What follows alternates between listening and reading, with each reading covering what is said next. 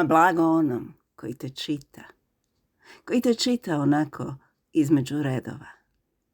Blago svakom koji te ruže u tvojoj kosi miriše.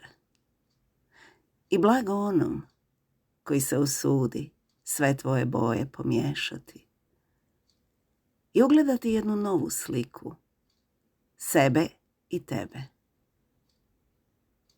Blago tebi što još uvijek vjeruješ da ono što je zapisano je istina. I blago tebi što vjeruješ u tu istinu.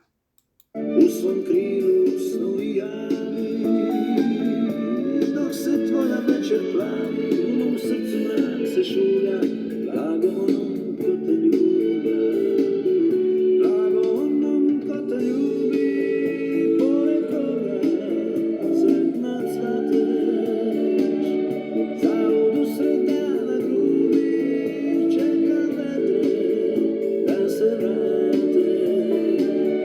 Blago onom ko te ima, ko te dahu svojim budi.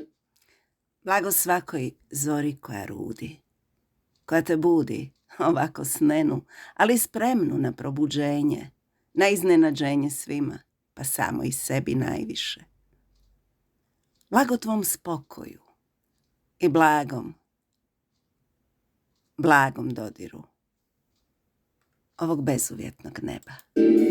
Blago tvojim lijepim snima, blago onom ko te ljubi, blago onom ko te ljubi.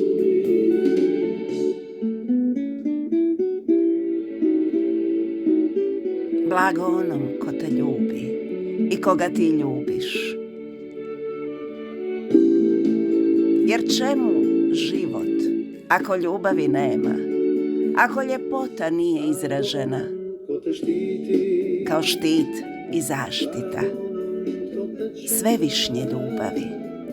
uvijek blaga, uvijek meka, uvijek vedra ti ćeš biti, blago onom ko te štiti, blago onom ko te ljubi, pored koga sretna cvateš, zalud usred dana grubi, čekaj vedre da se vrate, blago onom ko te ima. Blago onom tko te ima, ako ti imaš samu sebe.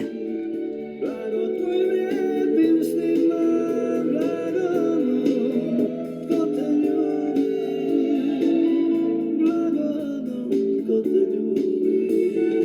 Blago onom koji ljubi, taj nikad nije sam i taj je uvijek i sretan i zaštićen.